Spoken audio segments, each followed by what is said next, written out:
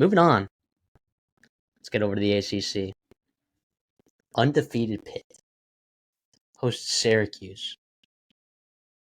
Pitt is, I believe, 6.5-point favorites here. At least we're picking it at 6.5. I think you're going to see a lot of sixes out there. This is wild. If you were to tell me that Pitt was going to be top 10 points per game, 8th in total yards per game, 12th in passing yards per game with Eli Holstein at quarterback before the season, I would have said, you are out of your dang mind. I would have been like, what? Who, what, where? I was convinced that Eli Holstein stunk. But guess what? Sometimes you get yourselves in a situation. You bring in a new offensive coordinator like Cade Bell, and all of a sudden, you got a quarterback who goes from rags to riches all of a sudden, just 1 year. And have I loved every part of Pitt and what they've done this year? No. Do I like that they've had to come back in some games this year? No, maybe I don't. But they get them at home, which I think is a big deal because a lot of weird stuff happens there in the Carrier Dome. But here's my thing. Give me Syracuse plus 6.5 here, and I'll take them to win straight up here. Pitt is going to lose at some point. Okay, their secondary, it's been leaky last year. It's been leaky this year. Okay, Kyle McCord and those athletes there, Pena, looking Hatcher, Gadsden. And finally, the last couple of weeks, I feel like they've run the ball better than maybe they have, at the beginning of the season. Committed to running the ball, right? Yeah, I think this is a completely different offense than we've seen. And, as I keep saying this, I didn't originally have it on my best bets, but I might be adding it later. If that hits 7, obviously that's a take for me. But, yeah, I'm going to take Syracuse right here. I just like them in this spot, dude. I know it's on the road. I know Pitt's been finding ways to win football games. I'll take Syracuse to win, and I'll also take them to cover in this game. I think Kyle McCord is going to have another one of his lights-out performances. It's just really turnovers, and in some games, it's been his fault. But, in other games, it's kind of been some miscommunications with some receivers. I still think they're super talented back there. I just defensively, they've struggled, right? And that is the concern. I feel like teams like UNLV put up some serious points on you. But you've also been able to stop some pretty good quarterbacks in some instances. It's kind of on and off. The defense is a little bit inconsistent. I just think I like Syracuse in this spot right now.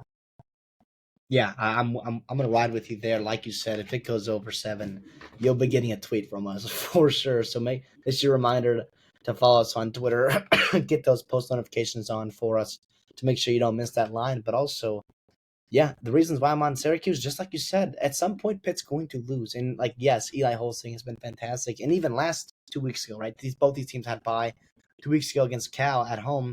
He didn't look great, and they still won. They still won with their changeup, which was pretty impressive. Desmond Reed looked very, very good.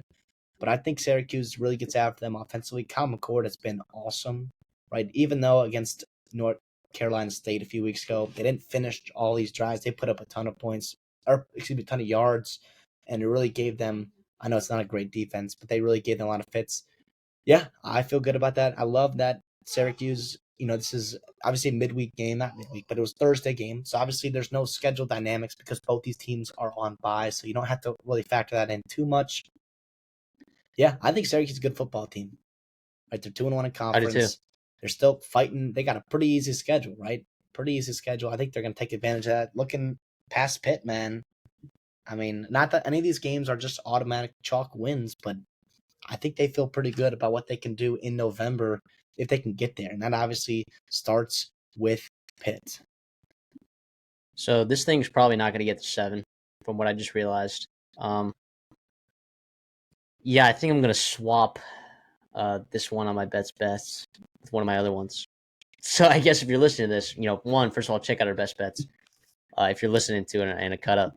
But yeah, I think I'm adding this to my best bets. I'm gonna swap it out actually because I had a zinger that I didn't really love, but I had to get to 5. Can't have 4. Don't like pushing on a week. Yeah, I think I'm gonna swap this one out. Give me Syracuse plus 6.5. Listen, I just convinced myself. I will say this in terms of for ways for Pitt to win this game. Obviously, Eli Holstein has to take care of the football. They have to get Mumfield and Bartholomew, the tight, and all these guys involved. But Desmond Reed was awesome a few weeks ago. And if you go back to what Syracuse had to go on the road obviously across the country, but against a UNLV team with Jaden Thomas, Haj Malik Williams, and those guys, and they kind of were efficient running the football, over 5 yards per carry in that football game. That, to me, if you're Pitt and you're telling me that you're running the ball well, and Eli Holstein doesn't turn the ball over, I feel pretty good about your chances, to get out of there with a win. Obviously, you don't care if you cover or not, but I say I will, and you do too. Obviously, going to be on your best bets at the counter. Yeah, I think Pitt run the ball, take care of the football. Eli Holstein use those weapons, but I just think you're going to have to outscore Syracuse. And I trust Kyle McCord in this game more than I trust Eli Holstein, and that's not a knock against Holstein.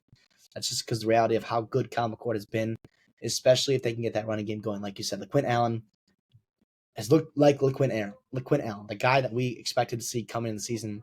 They have really kind of turned him loose. And we saw Marion Hampton a couple weeks ago from North Carolina really get after Pitt. And obviously he's one of the best running backs in the country. I feel the same or similar about LaQuint Allen in terms of his talent and his ability for Syracuse to move the ball on the ground.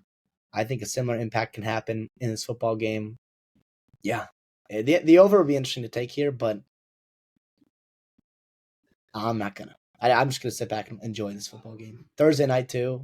Everyone's going to be watching Thursday night football, whatever. Nah. Syracuse and Pitt. That's where you need to be. ESPN, 7:30 Eastern time, 6:30 Central time. Boom.